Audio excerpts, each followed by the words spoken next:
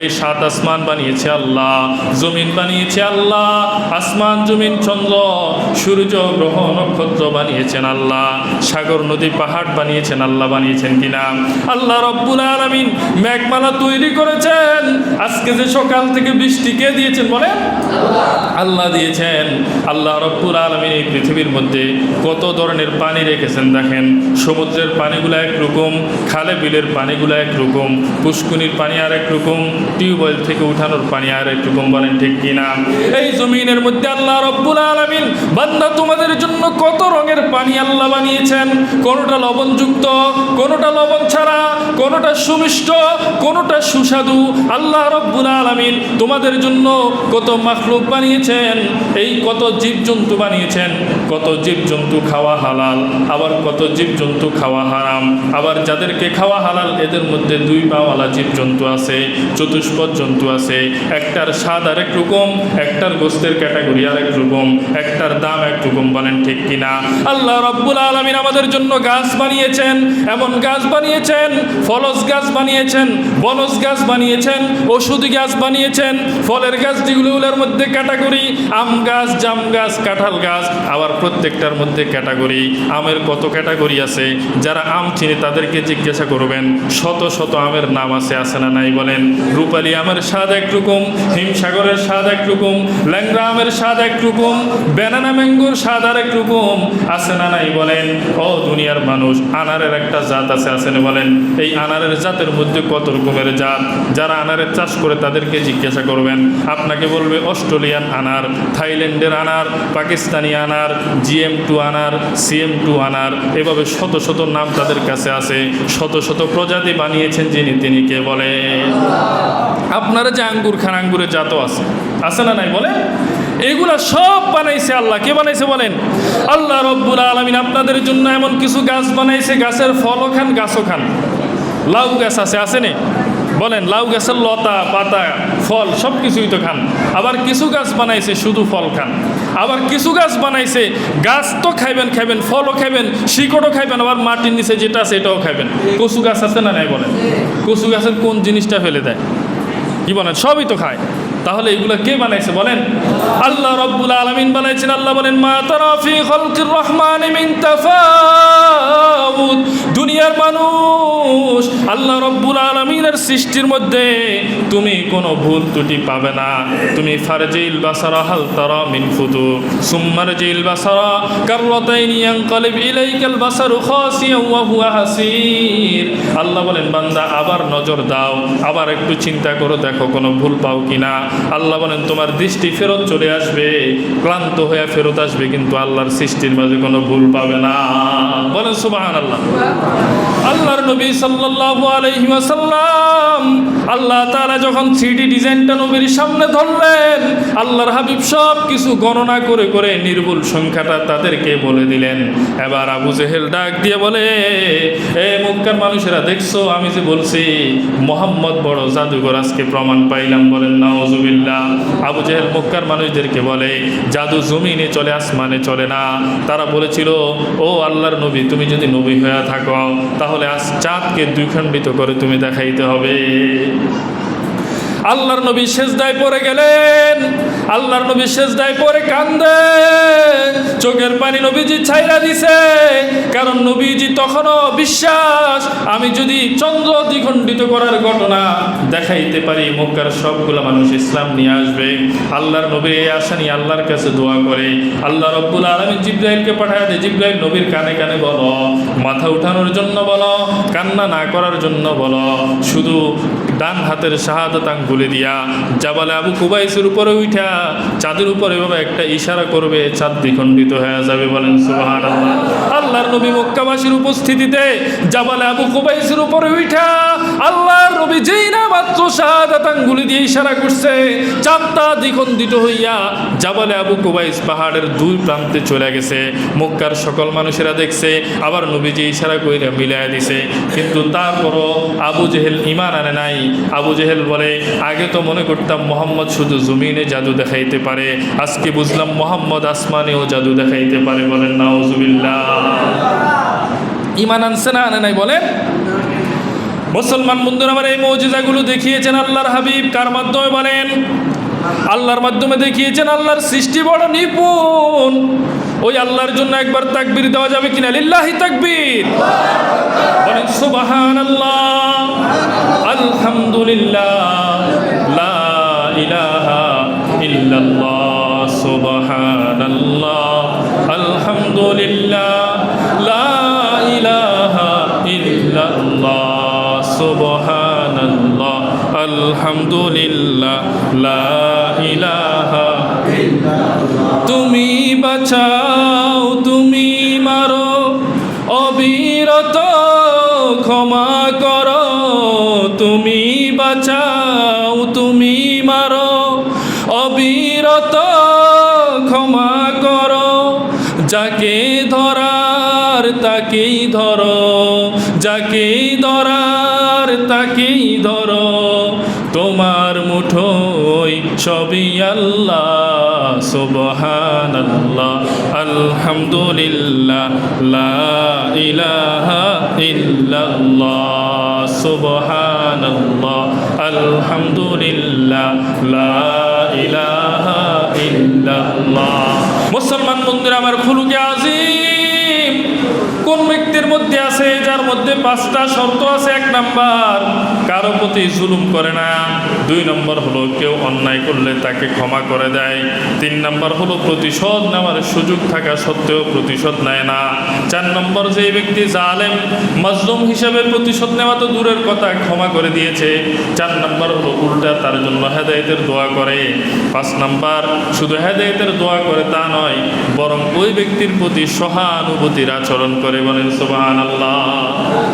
তার সাথে সহানুভূতির আচরণ করে, আরো ভালো আচরণ করে।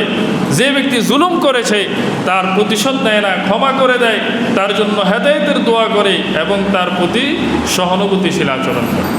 এই আখলাকটা ছিল আমার নবীর আখলাক, যেই আখলাকের নাম হলো খুলুকে আজিম। বলুন তো, আল্লাহর নবীর জীবনী থেকে এই আখলাক গ্রহণের জন্য আমরা চেষ্টা করব তো ইনশাআল্লাহ। মুসলমান বন্ধুরা আমার, আল্লাহর নবীর আখলাক কেমন ছিল? নবীজির আখলাক দেখা মুসলিম যারা ছিল মুসলমান হয়ে যাইতো।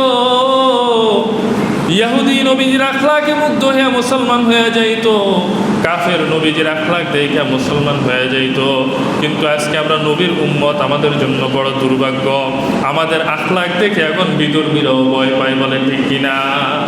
আমাদের আচরণ থেকে এখন বিধর্মীরাও আশ্রয় চায় যে আল্লাহ এদের থেকে আমাদেরকে বাঁচাক। আমরা এমন জালেম হয়ে গেছি। এই জন্য আল্লাহর নবীর আদর্শ যদি গ্রহণ করতে পারি, আল্লাহর নবীর দেখা পাওয়ার সত্ত্বে, আল্লাহর নবীকে দেখার পরে, আল্লাহর নবীর আখলাক দেখার পরে যেমন বিধর্মীরা ইসলামের সৌন্দর্য উপভোগ করে মুসলমান হয়ে গেছে, আজকে আমরা মুসলমান যদি নবীর আদর্শে আদর্শবান হতে পারি, আমাদের আখলাক দেখাও বিধর্মীরা মুসলমান হয়ে যাবে। বলেন ঠিক কিনা? আজকে নবীর আদর্শকে বিধর্মীরা গ্রহণ করে, তারা আলোচনার শীর্ষে তারা বড় সুনাম কুড়ায়। আমরা জায়গায় জায়গায় জাপানের উদাহরণ দিই। আমরা বলি জাপানের মানুষের সততা এমন, জাপানের মানুষ এমন সৎ। কিন্তু বন্ধুরা আমার, সততা জাপান কোথায় থেকে পেয়েছে? এই দুনিয়ার মধ্যে সর্বপ্রথম যিনি সততা দেখিয়েছেন তিনি হলেন আল্লাহর নবী। বলেন সুবহানাল্লাহ। আল্লাহর নবী রাসূলগণ, পয়গম্বরগণ, এরাই ছিলেন সৎ মানুষ, এরাই মানুষকে সততা দেখিয়েছে। বলেন ঠিক কিনা? সবচাইতে উত্তম আদর্শ হলো আমার নবী সাল্লাল্লাহু আলাইহি ওয়াসাল্লামের। আজকে আমার নবীজিকে রিসার্চ করে করে, নবীজির আদর্শকে এভাবে গবেষণা করে করে, নবীর আদর্শ গ্রহণ করে করে বিধর্মীরা এগিয়ে যাচ্ছে। আমরা তাদেরকে বড় বাহবা দিয়ে থাকি, তাদের উদাহরণগুলোকে দৃষ্টান্ত স্বরূপ পেশ করে থাকি। কিন্তু আল্লাহর নবীর আদর্শ বর্জন করার কারণে আজকে আমরা ইতিহাসের রাস্তা করে নিতে বলছি। বলেন ঠিক কিনা? মুসলমানদের আখলাক এখন এত খারাপ হয়ে গেছে যে আমাদের নিজেদের কাছে এখন লজ্জা লাগে। বলেন ঠিক কিনা? এইটা বাংলাদেশ তো একটা মুসলমানের দেশ। বলেন ঠিক কিনা? কি বলেন? 92% মুসলমানের দেশ। কিন্তু 92% মুসলমানের দেশে এখন বহু মানুষ, আপনি তাকে জিজ্ঞাসা করবেন যে আপনার যদি সুযোগ থাকে এই দেশ থেকে অন্য কোনো দেশে গিয়ে আপনি সিটিজেন হিসেবে নাগরিকত্ব পেয়ে সেখানে থাকার সুযোগ থাকবে, আপনি কি এই দেশে থাকবেন? জিজ্ঞাসা করবেন প্রশ্নটা, তো বলবে থাকবে না কেন, ওই দেশে এখন আর বসবাসের উপযোগী নেই, বলে কি না বলেন? অথচ 92% মুসলমানের দেশ। আমাদের আখলাকে আমাদের দেশের 16 কোটি নাগরিক, বৃদ্ধ, এভাবে যুবক যুবতী, শিশুরা পর্যন্ত এত অতিষ্ঠ হয়ে গেছে, এরা সুযোগ পায় না বিদায় দেশে আসে, সুযোগ পাইলে এরা এক একজন অন্য দেশে চলে যায়। বলেন ঠিক কিনা? তো এই জন্য আমাদের আখলাককে উন্নত করার দরকার আছে কিনা বলেন? আমাদের আখলাককে উন্নত করার দরকার আছে কিনা বলেন? আল্লাহর নবী সাল্লাল্লাহু আলাইহি ওয়াসাল্লামের খুলুকে আযীম কেমন ছিল আপনাদেরকে একটু দৃষ্টান্ত দিই। মুসলমান বন্ধুরা আমার মনোযোগ দিয়ে শুনেন। আল্লাহর নবী সাল্লাল্লাহু আলাইহি ওয়াসাল্লাম একটা ইহুদির বাগানের মধ্যে নবীজি এক বালতি পানি উঠাবে, বিনিময়ে একটা খেজুর পাবে। এই শর্তে নবীজি ইহুদির বাগানে পানি দিতেছে। আল্লাহর নবী সাল্লাল্লাহু আলাইহি ওয়াসাল্লাম তিনি নিজে কাজ করতেন। বেকার থাকা, কোনো কর্ম না করা, এটা কিন্তু নবীর আখলাক না। নবীজি সাল্লাল্লাহু আলাইহি ওয়াসাল্লাম জীবিকা নির্বাহের জন্য চেষ্টা করতেন।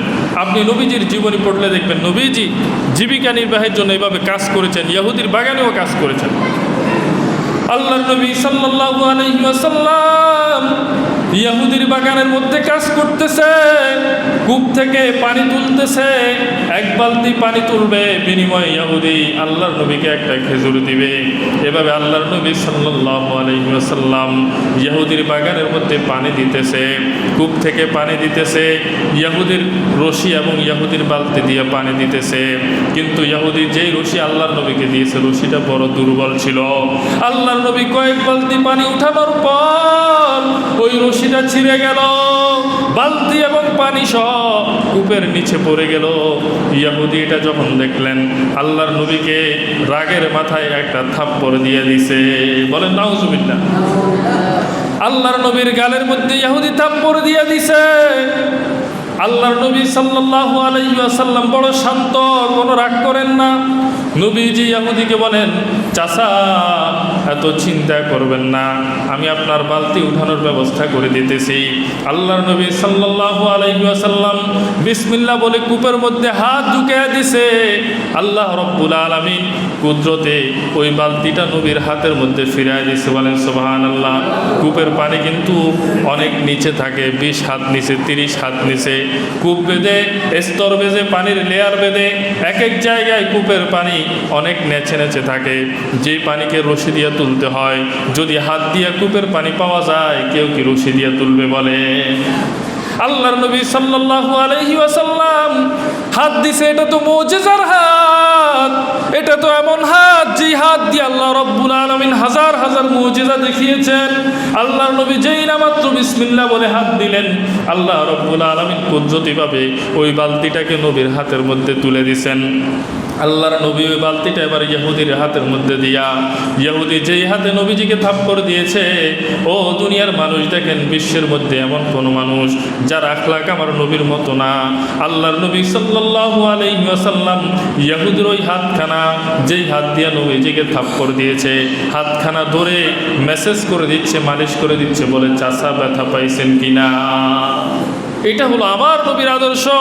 ও দুনিয়ার মানুষ শুনো শুনো, ইহুদি আবার চিন্তা করে, আর এটা তো সেই লোক যেই লোক নিজেকে নবী বলে, আর মক্কার মানুষেরা তাকে পাগল বলে গালি দেয়, মক্কার মানুষেরা তাকে কবি বলে গালি দেয়, তাকে জাদুকর বলে গালি দেয়। তার আদর্শ যদি এত ভালো হয়, তাহলে এই মানুষটা কোনোদিন প্রতারক হতে পারে না। ইহুদি আল্লাহর নবীর দিকে হাত বাড়ায় দিছে, কালিমা পড়ে মুসলমান হয়ে গেছে। বলেন সুবহানাল্লাহ। এটা ছিল আল্লাহর নবীর আদর্শ।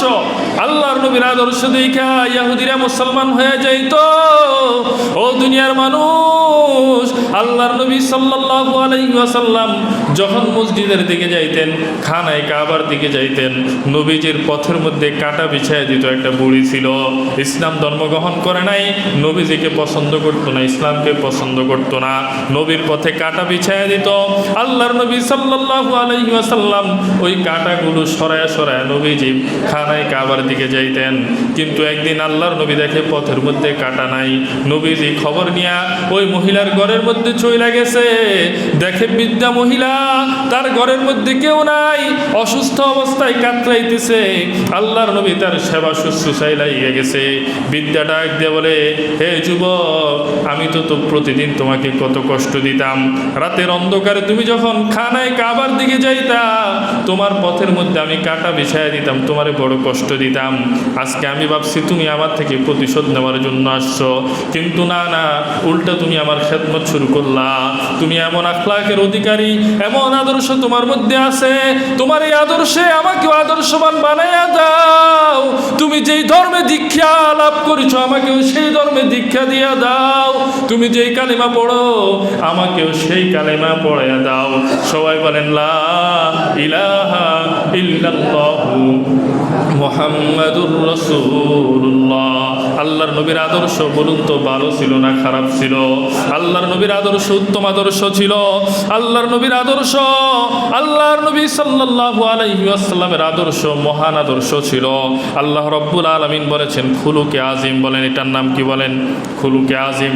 ও দুনিয়ার মানুষ, আল্লাহর নবীরে তারা গালি দিত, এই আখলাকওয়ালা মানুষটাকে মক্কার মানুষেরা গালি দিত, আবু জেহেল গালি দিত, আবু লাহাব গালি দিত, উতবা সাইবা গালি দিত। আল্লাহর নবী সাল্লাল্লাহু আলাইহি ওয়াসাল্লাম যখন দ্বীনের কথা বলতো, আবু লাহাব পিছন থেকে পাথর নিক্ষেপ করত আর বলতো তোমরা তার কথা শুনবা না, এটা আমাদের বংশীয় পাগল। বলেন নাউজুবিল্লাহ। আল্লাহর নবীর তারা গালি দিত। আজকেও এমন লোক আছে যারা ইসলামের পক্ষে যারা কথা বলে, মোল্লা মৌলবীদেরকে দেখলে গালি দেয়, মৌলবাদী বলে গালি দেয়, আছে না নাই? বলেন। যদিও আল্লাহর নবী এখন নাই, কাফেররাও নাই, কিন্তু যারা আলেম সমাজকে হক কথা বলার কারণে, ইসলামের পক্ষে কথা বলার কারণে গালি দেয়, মনে করবেন এরা তাদের বংশধর। বলেন ঠিক কিনা? মুসলমান বন্ধুরা আমার, খুব মনোযোগ দিয়ে শুনেন। একদিন আবু জেহেল আসছে আল্লাহর নবীর কাছে, আয়েশা বলে, মুহাম্মদ, তুমি যে নিজেকে নবী হিসেবে প্রমাণ করো, যদি তুমি সত্য নবী হও তো বলতে হবে আমার হাতের মুঠের মধ্যে কি আছে। আল্লাহর নবী সাল্লাল্লাহু আলাইহি ওয়াসাল্লাম বলে, চাচা, আপনার হাতের মুঠের মধ্যে কি আছে আমি সেটা বলে দিব, নাকি আপনার হাতের মুঠে যেটা আছে সে আবার নবুয়তের সাক্ষী দিবে? কি বলেন, কোনটা চান আপনি? আপনার হাতের মুঠে যা আছে আমি কি সেটা বলে দিব, নাম বলে দিব? আর যদি আপনার হাতের মুঠে যেটা আছে সেটা যদি আমার সাক্ষী দেয় তাহলে কেমন হবে? তাহলে তো আরও ভালো হয়। মুসলমান বন্ধুরা আমার, সাথে সাথে আবু জেহেলের হাতের মুঠি থেকে আওয়াজ বের হয়ে শুরু হয়েছে, আশহাদু আল্লা ইলাহা ইল্লাল্লাহ ওয়া আশহাদু আন্না মুহাম্মাদার রাসূলুল্লাহ। বলেন সুবহানাল্লাহ। আবু জেহেল হাত খুলছে, দেখে কি হাত থেকে কেন আওয়াজ আসে? মুষ্টি খুলে দেখে হাতের মধ্যে পাথর, এক মুষ্টি পাথর নিয়ে আসছে, নবীজিকে দেখা বলতেছে, বলো হাতের মধ্যে কি আছে। আল্লাহর নবী সাল্লাল্লাহু আলাইহি ওয়াসাল্লাম দ্বীনের কথা বলে উত্তম আখলাক দিয়া, আল্লাহর নবী দ্বীনের দাওয়াত দেন। কিন্তু এবার আবু জেহেল বলে, ভাতিজা, তুমি তো ছোটোখাটো জাদুঘর নয়, তুমি অনেক বড় জাদুঘর। বলেন নাউজুবিল্লাহ। মুসলমান বন্ধুরা আমার, আবু জেহেল এভাবে 23 বার, কতবার বলেন? 23 বার আল্লাহর নবীর সাথে ওয়াদা করছে, হে মোহাম্মদ, যদি এটা বলতে পারো ঈমান নিয়ে আসবো, হে মোহাম্মদ যদি ওইটা দেখাইতে পারো ঈমান নিয়ে আসবো, মোহাম্মদ যদি ওখানে কি আছে বলতে পারো ঈমান নিয়ে আসবো। 23 বার আল্লাহর নবীর সাথে এইভাবে ওয়াদা করেছে। আল্লাহর নবী যখনই ওই মুজিজা দেখাইছে, তখন আবু জেহেল বলে, মোহাম্মদ এটা ছোটোখাটো জাদুঘর নয়, বড় জাদুঘর। বলেন নাউজুবিল্লাহ। এইভাবে আবু জেহেল আল্লাহর নবীকে এভাবে জাদু করব। মুসলমান বন্ধুরা আমার, একদিন আবু জেহেল মক্কার লোকদেরকে বলে, মক্কাবাসী শোনো, মোহাম্মদ যে জাদুঘর আমি নিশ্চিত, তবে তোমাদেরকে আরও একটা কথা বলে রাখি, জাদু কিন্তু জমিনে চলে, আসমানে জাদু চলে না। এই জন্য তোমরা একটা কাজ করো, মোহাম্মদের কাছে যাও, তাকে গিয়া বলো আসমানে যে চাঁদ আছে এই চাঁদটা 2 টুকরা করে দেখাইতে। যদি মোহাম্মদ 2 টুকরা করে দেখাতে পারে তো বুঝবো নবী, কারণ আসমানে কি চলে না? জাদু চলে না। মক্কার লোকেরা গেল, যা বলতেছে মোহাম্মদ চাঁদকে 2 টুকরা করে দেখাতে হবে। বলুন তো চাঁদ সৃষ্টি করছে কে? আল্লাহর নবীর নবী বানাইছে কে? আল্লাহর নবীর নবুয়তের প্রমাণের জন্য যদি চাঁদ 2 টুকরা করার দরকার হয়, আল্লাহ পারে কিনা? কি বলেন? যিনি সৃষ্টি করতে পারছে উনি 2 টুকরা করতে পারে কিনা? সূর্য যিনি সৃষ্টি করতে পারে উনি সূর্যের এই আলো নিভাইতে পারে কিনা বলেন? এই পৃথিবী যিনি সৃষ্টি করেছে তিনি পৃথিবী ধ্বংস করতে পারে কিনা? আল্লাহ রাব্বুল আলামিন আসমান জমিন চন্দ্র নক্ষত্র গ্রহ সূর্য এত সুন্দর করে বানাইছে, এই বানানির মধ্যে কোনো ধরনের ভুল ত্রুটি নাই। আল্লাহ রাব্বুল আলামিন বলেন হুয়াল্লাযী খালাকা সাবআ সামাওয়াতিন তিবাকা মা তারা ফি খালকির রহমানি মিন তাফাউত।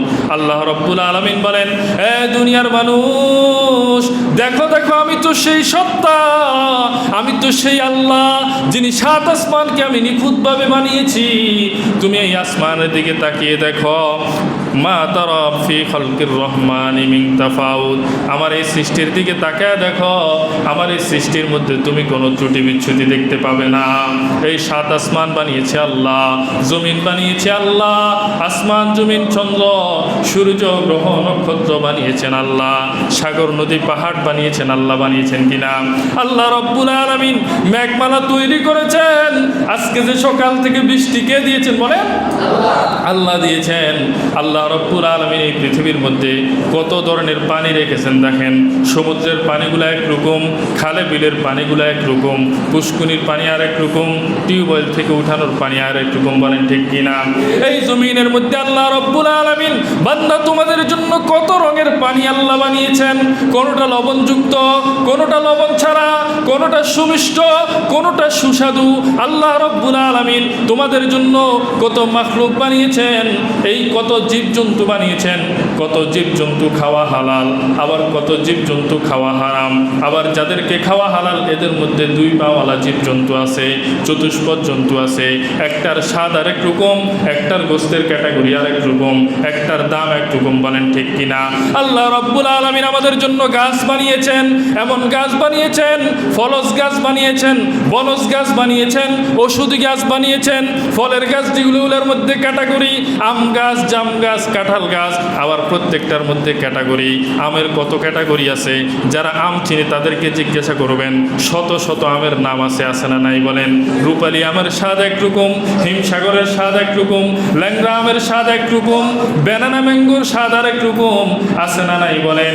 ও দুনিয়ার মানুষ, আনারের একটা জাত আছে না বলেন? এই আনারের জাতের মধ্যে কত রকমের জাত। যারা আনারের চাষ করে তাদেরকে জিজ্ঞাসা করবেন, আপনাকে বলবে অস্ট্রেলিয়ান আনার, থাইল্যান্ডের আনার, পাকিস্তানি আনার, GM2 আনার, CM2 আনার, এভাবে শত শত নাম তাদের কাছে আছে। শত শত প্রজাতি বানিয়েছেন যিনি, তিনি কে বলে? আপনারা যে আঙ্গুর খান, আঙ্গুরের জাতও আছে না নাই বলেন? এগুলা সব বানাইছে আল্লাহ। কে বানাইছে বলেন? আল্লাহ রাব্বুল আলামিন আপনাদের জন্য এমন কিছু গাছ বানাইছে, গাছের ফলও খান, গাছও খান। লাউ গাছ আছে না বলেন? লাউ গাছের লতা পাতা ফল সব কিছুই তো খান। আবার কিছু গাছ বানাইছে শুধু ফল খান, আবার কিছু গাছ বানাইছে গাছ তো খাইবেন, ফলও খাইবেন, শিকড়ও খাইবেন, আবার মাটির নিচে যেটা আছে এটাও খাইবেন। কচু গাছ আছে না নাই বলেন? কচু গাছের কোন জিনিসটা ফেলে দেয়? কি বলেন? সবই তো খায়। তাহলে এগুলো কে বানাইছে বলেন? আল্লাহ রাব্বুল আলামিন বানাইছেন। আল্লাহ বলেন, মা তারা ফি খালকির রহমানি মিন তাফাউত। দুনিয়ার মানুষ, আল্লাহ রাব্বুল আলামিনের সৃষ্টির মধ্যে তুমি কোনো ভুল ত্রুটি পাবে না। তুমি ফারজিল বাসারা হাল তারা মিন ফুতুর সুম্মারজিল বাসারা কাররাতাইনি ইয়ানকালিব ইলাইকাল বাসারু খাসিয়ান ওয়া হুয়া হাসির। আল্লাহ বলেন, বান্দা আবার নজর দাও, আবার একটু চিন্তা করো, দেখো কোনো ভুল পাও কিনা। আল্লাহ বলেন, তোমার দৃষ্টি ফেরত চলে আসবে, ক্লান্ত হয়ে ফেরত আসবে, কিন্তু আল্লাহর সৃষ্টির মাঝে কোনো ভুল পাবে না। বলেন সুবহানাল্লাহ। মুসলমান বন্ধুরা, আমার জন্য আল্লাহর নবী সাল্লাল্লাহু আলাইহি ওয়াসাল্লামকে তারা এভাবে বলে। আল্লাহর নবী সাল্লাল্লাহু আলাইহি ওয়াসাল্লাম তাদেরকে যতই মুজিজা দেখায়, কিন্তু তারপরও আল্লাহর নবী সাল্লাল্লাহু আলাইহি ওয়াসাল্লামকে তারা জাদুকর বলে। আল্লাহর নবী সাল্লাল্লাহু আলাইহি ওয়াসাল্লামের একটা ঘটনা হলো মেরাজ। এই মেরাজের মধ্যে আল্লাহ রাব্বুল আলামিন আল্লাহর হাবিবকে মক্কা থেকে নিয়ে গেলেন বাইতুল মুকাদ্দাস। কোথায় বলেন? বাইতুল মুকাদ্দাসে নিয়ে গেলেন। সেখানে যত নবী রাসূল আছে সকলের জন্য জন্য সকলকে উপস্থিত করলেন আল্লাহর হাবিবের সম্মানার্থে। আল্লাহর হাবিবও সেখানে উপস্থিত হয়ে গেলেন। বাইতুল মুকাদ্দাসে নবীজি বোরাকটা বাইদা যখন ভিতরে ঢুকছে, দেখে এই বাইতুল মুকাদ্দাসের ভিতরে যত আম্বিয়া, যত নবী রাসূল আছে সবাই সব বন্দী হয়ে দাঁড়ায় গেছে। আল্লাহর হাবিবও সব বন্দী হয়ে দাঁড়ায় গেছে। এমন সময় জিবরাইল আমিন আল্লাহর নবীর হাত ধইরা মেহরাবে নিয়ে গেছে, বলে ওগো হাবিব, সবাই অপেক্ষা করতেছি ইমাম আসার অপেক্ষায়। ইমাম যখন চলে আসবেন পিছনে কেন, সামনে এসে 2 রাকাত নামাজ পড়ায় দেন। বলেন সুবহানাল্লাহ। আল্লাহ রাব্বুল আলামিন আল্লাহর হাবিবকে সাইয়্যিদুল মুরসালিনের খেতাবে ভূষিত করলেন। বলেন সুবহানাল্লাহ। সকল নবীর সরদার, ইমামুল মুরসালিন, সকল নবীদের ইমাম বাইতুল মুকাদ্দাসে বানায় দিয়েছে। এরপরে সেখান থেকে 7 আসমানে চলে গেছে। ঘটনা অনেক লম্বা। মুসলমান বন্ধুরা, আমরা আপনাদেরকে জিজ্ঞাসা করি, আল্লাহর নবী কি বাইতুল মুকাদ্দাসের সিঁড়ি গোনার জন্য গেলেন? কি বলেন? জানালা কয়টা, দরজা কয়টা গোনার জন্য গেলেন? পিলার কয়টা গোনার জন্য গেছে? না 2 রাকাত নামাজ পড়ানোর জন্য গেছে? 2 রাকাত নামাজ পড়াইছে। এটা হলো যাত্রা পথে বিরতি। আপনারা যেরকম ঢাকা গেলে আপনাদের স্টারলাইন বাস আপনাদেরকে মাঝখানে একটা হোটেলে 20 মিনিটের বিরতি দেয়, দেয় কি না? তা আপনারা কি তখন যেই হোটেলে নামাইছে ওটার গ্রিলের কয়টা রড আছে গোনা শুরু করেন? কি বলেন, করেন এটা? না, এটা তো যাত্রাপথের বিরতি। অল্প সময়, সবাই জানে এখানে মন লাগানো যাবে না। এটা যেই কাজ ওযু ইস্তিনজা ছাড়তে হবে, সামান্য একটু নাস্তা খেয়ে তারপর আবার গাড়িতে বসে যেতে হবে, নচেত গাড়ি আবার আপনাকে রেখে চলে যাবে। যে জন্য আল্লাহর হাবিবের এই সফরের মাঝখানে একটা যাত্রা বিরতি বাইতুল মুকাদ্দাস। আল্লাহর নবী যখন মেরাজ থেকে ফেরত আসলেন, মক্কাবাসীকে ডাক দিয়ে বলতেছে, আমি বাইতুল মুকাদ্দাসে গেলাম, 7 আসমানের উপরে গেলাম, আল্লাহ রব্বুল আলামিনের সাক্ষাৎ পেলাম, 5 ওয়াক্ত নামাজ নিয়ে আসলাম। আল্লাহ রব্বুল আলামিন আমাকে মেরাজ করিয়েছেন। ও দুনিয়ার মানুষ, আবু জেহেল যখন শুনছে টিটকারি করা শুরু করছে, বলে মোহাম্মদ তুমি আর কত বাজে বাজে আমাদেরকে সকল কথা শুনাইবা? যদি বাস্তবে তুমি মেরাজে গিয়ে থাকো তাহলে আমাদের কয়েকটা প্রশ্নের উত্তর তোমাকে দিতে হবে। আল্লাহর নবী সাল্লাল্লাহু আলাইহি ওয়াসাল্লাম বলে, প্রশ্নগুলো কেমন? আবু জেহেল ডাক দিয়ে বলে, প্রশ্ন হলো বাইতুল মুকাদ্দাসে দরজা কয়টা বলতে হবে, জানালা কয়টা বলতে হবে, পিলার কয়টা বলতে হবে, সিঁড়ি কয়টা বলতে হবে। আল্লাহর হাবিবের চোখ দিয়া টপ টপ করে পানি পড়া শুরু হয়ে গেছে। আর মনে মনে আল্লাহর কাছে দোয়া করে, আল্লাহ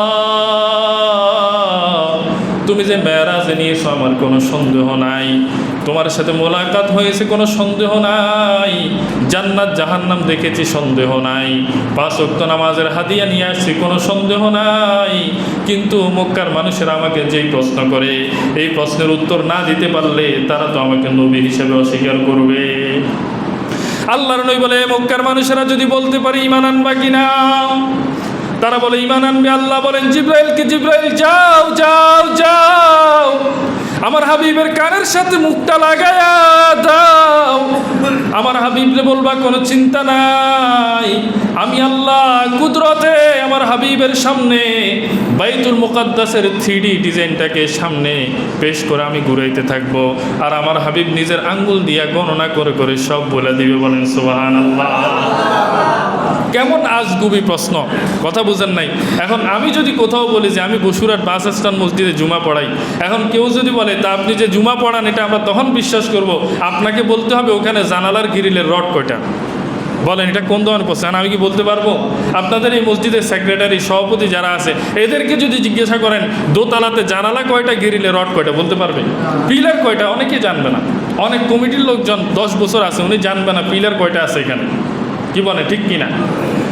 আল্লাহর নবী সাল্লাল্লাহু আলাইহি ওয়াসাল্লাম আল্লাহ তাআলা যখন 3D ডিজাইনটা নবীর সামনে ধরলেন, আল্লাহর হাবিব সব কিছু গণনা করে করে নির্ভুল সংখ্যাটা তাদেরকে বলে দিলেন। এবার আবু জেহেল ডাক দিয়ে বলে, এ মক্কার মানুষেরা দেখছো আমি যে বলছি মুহাম্মদ বড় জাদুঘর, আজকে প্রমাণ পাইলাম। বলেন নাউজুবিল্লাহ। আবু জেহেল মক্কার মানুষদেরকে বলে, জাদু জমিনে চলে, আসমানে চলে না। তারা বলেছিল, ও আল্লাহর নবী তুমি যদি নবী হয়ে থাকো তাহলে আজ চাঁদকে 2 খণ্ডিত করে তুমি দেখাইতে হবে। আল্লাহর নবী সেজদায় পড়ে গেলেন। আল্লাহর নবী সেজদায় পড়ে কান্দে, চোখের পানি নবীজি ছাইরা দিছে। কারণ নবীজি তখনও বিশ্বাস, আমি যদি চন্দ্র দ্বিখণ্ডিত করার ঘটনা দেখাইতে পারি, মক্কার সবগুলো মানুষ ইসলাম নিয়ে আসবে। আল্লাহর নবী এই আশা নিয়ে আল্লাহর কাছে দোয়া করে। আল্লাহ রব্বুল আলামিন জিবরাইলকে পাঠায় দেয়, জিবরাইল নবীর কানে কানে বলো, মাথা উঠানোর জন্য বলো, কান্না না করার জন্য বলো, শুধু ডান হাতের শাহাদাত আঙ্গুলে দিয়া জাবালে আবু কুবাইসের উপরে উঠা চাঁদের উপরে এভাবে একটা ইশারা করবে, চাঁদ দ্বিখণ্ডিত হয়ে যাবে। বলেন সুবহানাল্লাহ। আল্লাহর নবী মক্কাবাসীর উপস্থিতিতে জাবালে আবু কুবাইসের উপরে উঠা আল্লাহর নবী যেই না মাত্র শাহাদাত আঙ্গুলে দিয়ে ইশারা করছে, চাঁদটা দ্বিখণ্ডিত হইয়া জাবালে আবু কুবাইস পাহাড়ের দুই প্রান্তে চলে গেছে। মক্কার সকল মানুষেরা দেখছে, আবার নবীজি ইশারা কইরা মিলাইয়া দিছে। কিন্তু তারপরও আবু জেহেল ঈমান আনে নাই। আবু জেহেল বলে, আগে তো মনে করতাম মোহাম্মদ শুধু জমিনে জাদু দেখাইতে পারে, আজকে বুঝলাম মোহাম্মদ আসমানেও জাদু দেখাইতে পারে। বলেন নাউজুবিল্লাহ। ঈমান আনছে না আনে নাই? বলেন। মুসলমান বন্ধুরা, আমার এই মুজিজাগুলো দেখিয়েছেন আল্লাহর হাবিব কার মাধ্যমে? বলেন। আল্লাহর মাধ্যমে দেখিয়েছেন। আল্লাহর সৃষ্টি বড় নিপুণ। ওই আল্লাহর জন্য একবার তাকবীর দেওয়া যাবে কিনা? লিল্লাহি তাকবীর। বলেন সুবহানাল্লাহ, আলহামদুলিল্লাহ, লা ইলাহা ইল্লাল্লাহ, সুবহানাল্লাহ, আলহামদুলিল্লাহ, লা ইলাহা ইল্লাল্লাহ, সুবহানাল্লাহ, আলহামদুলিল্লাহ, লা ইলাহা ইল্লাল্লাহ। তুমি বাঁচাও, তুমি মারো, অবিরত ক্ষমা করো। তুমি বাঁচাও, তুমি মারো, অবিরত ক্ষমা করো। যাকে ধরার তাকেই ধরো, যাকে ধরার তাকেই ধরো। তোমার মুঠোয় সবই আল্লাহ, সুবহানাল্লাহ, আলহামদুলিল্লাহ, লা ইলাহা ইল্লাল্লাহ, সুবহানাল্লাহ, আলহামদুলিল্লাহ, লা ইলাহা ইল্লাল্লাহ। মুসলমান বন্ধুরা আমার, মক্কার একজন যুবক, নাম ছিল আব্দুল উজ্জা। যুবকটা ছোট্ট বয়সে তার বাবা মারা গেছে, চাচার কাছে লালিত হয়। আল্লাহর নবীর দরবারে মাঝে মধ্যে আসে, তাকায় দেখে এত সুন্দর একটা মানুষ, তার আখলাকটা কত সুন্দর। ওই আব্দুল উজ্জা নামক যুবকটা আল্লাহর নবীর দরবারে মাঝে মধ্যে আসতে আসতে নবীজির প্রেমে পড়ে গেলেন। একদিন আল্লাহর নবীর ডাক দিয়ে বলে, ওগো আল্লাহর নবী, আপনার চেহারাটা এত সুন্দর, আপনার আদর্শ এত সুন্দর, আমাকে আপনি আপনার আদর্শে আদর্শবান বানায়া দেন, আমাকে কালেমা পড়ে মুসলমান বানায়া দেন। আল্লাহর নবী কালেমা পড়ে যুবকটাকে মুসলমান বানায়া দিছে। এরপরে যুবকের নামটা আব্দুল উজ্জা থেকে পরিবর্তন করে নাম রেখে দিছে আব্দুল্লাহ। নাম কি বলে? আল্লাহর নবী ডাক দিয়ে বলে, আব্দুল্লাহ, তুমি যে ঈমান আনছো কাউকে বলবা না, কারণ মক্কার মানুষেরা এবার আমার মতো তোমাকেও নির্যাতন করবে। আব্দুল্লাহ ইমানের বিষয়টা গোপন রাখছে। আল্লাহর নবীর দরবারে মাঝে মধ্যে আসে, মাঝে মধ্যে নবীজির দরবারে বসে নবীজির দস্তরখানে খানা খায়। এই যুবকটা আল্লাহর নবীর সাথে এত ভালোবাসা প্রেম কিন্তু প্রকাশ করতে পারে না, কারণ থাকে চাচার জিম্মাদারিতে। এই যুবকটা বাবা মারা গেছে ছোটবেলায়। এই যুবকটা একদিন সকালে শুনে আল্লাহর নবী নাই, আল্লাহর নবী হিজরত করে মদিনায় চলে গেছে। যুবকের মনটাও মদিনার জন্য ছটফট করে। এই যুবকটা এবার মদিনায় যেতে চায়। ও যুবক ভাইরা, শুনো শুনো, তোমাদেরকে বলি, ইউরোপ আমেরিকায় কত যাবে, লন্ডনে যাবে, আমেরিকায় যাবে, যেখানে যাও না কেন, বলো তো মদিনার রওজাতে যেতে চাই কিনা? বলো। আল্লাহর নবীর মদিনায় একটু যেতে মন চাই কিনা? কাদের কাদের মন চায় হাত তুলে দেখান। আল্লাহু আকবার, আল্লাহ কবুল করে, সকল বলি আমিন। ও দুনিয়ার মানুষ, এবার আব্দুল্লাহ চাচার সামনে দাঁড়ায় বলে, চাচা, মক্কায় আর থাকবো না, মদিনায় চলে যাব। আল্লাহর নবীর জন্য দিলটা বড় কাঁদে। এবার চাচা বলে, যুবক, যদি মদিনায় যাইতে হয় তো তোমার বাবার যত সম্পত্তি সব আমার নামে লিখে দিতে হবে। যুবক বলে, সমস্যা নাই, লিখে দিলাম। লিখে দেওয়ার পরে এবার চাচা বলে, যুবক বাতিজা, যদি মদিনায় যেতে হয়, তুমি যে স্ত্রী নিয়ে জীবন যাপন করতেছ, ওই বিবাহটা আমি করাইছি, স্ত্রীকেও তালাক দিতে হবে। আব্দুল্লাহ এবার স্ত্রীকেও তালাক দিলেন। এরপরে যখন মদিনার দিকে রওনা হবে এমন সময় চাচা টান দিয়ে বলে, আব্দুল্লাহ ডাক দিয়া বলে, তোমার শরীরের মধ্যে যেই পোশাক এগুলো তো আমার কিনা পোশাক, এগুলো দিয়ে দাও। যুবক সাথে সাথে নিজের উপরের পোশাকটা দিয়ে দিল, স্যান্ডেলটা বলতেছে এটাও দিয়ে দাও, দিয়ে দিল। এরপরে যেই না মাত্র রওনা হবে চাচা পিছন থেকে টান দিয়া বলে, তোমার পরনের লুঙ্গিটাও তো আমার দেওয়া, এটাও দিয়ে দাও। যুবকের থেকে এই লুঙ্গিটাও ছিনিয়ে নিল। ও দুনিয়ার মানুষ, শুধু তাই নয়, এবার চাচা একটা চাবুক আইনা যুবকের শরীরের মধ্যে বাড়ি দিতেছে, একটা একটা আঘাত করতেছে, আর শরীরের একটা একটা জায়গায় চামড়া ফেটে রক্ত ফিনকি দিয়া বের হচ্ছে। যুবক কান্দে আর আল্লাহরে ডাকে। এক সময় যুবকটা বেহুশ হয়ে গেছে, চাচা যুবককে ছাইরা চলে গেছে। যেই না মাত্র যুবকের হুঁশ আসছে, দেখে পুরো শরীরটা রক্তাক্ত। এখন যুবক কার কাছে যাবে? কারণ এই দুনিয়াতে তার কেউ নাই। কার কাছে যাবে? যদি চাচার কাছে যায়, চাচা তো আবারও মারবে। যুবকের তখন স্মরণ হলো দুনিয়ার কেউ নাই, কিন্তু এই মক্কার মধ্যে আমার একজন মানুষ আছে, তিনি হলেন আমার মা। যুবক আবার মায়ের কাছে গেছে, মা তো আরেকজনের বিবাহ বন্ধনে আবদ্ধ। মায়ের কাছে যাওয়ার পরে ডাক দিয়ে বলতেছে, মা, বাবার রেখে যাওয়া কোনো কাপড় যদি তোমার কাছে থাকে আমাকে একটা কাপড় দাও। মা দরজার ফাঁক থেকে একটা কাপড় যুবককে বের করে দিছে। ওই কাপড়টাকে ছিঁড়া যুবক দুইটা কাপড় বানায়া একটা কাপড় পরিধান করছে, আরেকটা কাপড় গায়ে দিয়া যুবক মদিনার পথে রওনা হয়ে গেছে। 16 দিন পর্যন্ত হাঁটার পরে যুবক যখন বেলাল ফজর আজান দেয় তখন মদিনার মধ্যে উপস্থিত। এখন যুবকের মনটা পাগল হয়ে গেছে। হযরত বেলাল আজান দিছে, একটু পরে নবীজি একামত দেওয়ার পরে দাঁড়াবে। নবীজির কণ্ঠটা দীর্ঘ অনেক দিন পরে শোনা যাবে। নবীজি কোরআন তেলাওয়াত করবে। যেই না মাত্র নবীজি হুজরা থেকে বের হইতেছে, যুবক আইসা আল্লাহর নবীর পায়ের মধ্যে জড়ায় ধরছে। যুবক ডাক দিয়ে বলো, গো হাবিব, দুনিয়াতে আমার আর কেউ নাই, আপনি এবং আল্লাহ ছাড়া আর কেউ নাই। আল্লাহর হাবিব সাল্লাল্লাহু আলাইহি ওয়াসাল্লাম যুবককে উঠে বুকের মধ্যে জড়ায় ধরছে। ও দুনিয়ার মানুষ, আমাদের অনেকেরও তো ওই যুবকের মতো বাবা নাই, বলেন ঠিক কিনা? এরকম ওই যুবকের মতো মা থাইকে অনেকের মা কিন্তু নাই, অনেকের মা হারায় গেছে। ও দুনিয়ার মানুষ, অনেকে এখানে আছেন যাদের মা বাবা জীবিত নাই, যাদের মা অথবা বাবা জীবিত নাই, অথবা দুইজনের কেউ জীবিত নাই। মালিককে একটু দুই হাতটা দেখায় দেন, বলেন আল্লাহু আকবার। মালিক তুমি দেখো, আল্লাহ এই যুবকটা আশপাশে তাকে দেখো, অনেক বৃদ্ধ বাবাজিরা হাত তুলছে, মা নাই, বাবা নাই। যুবক, তোমারও একদিন মা বাবা হারায় যাবে।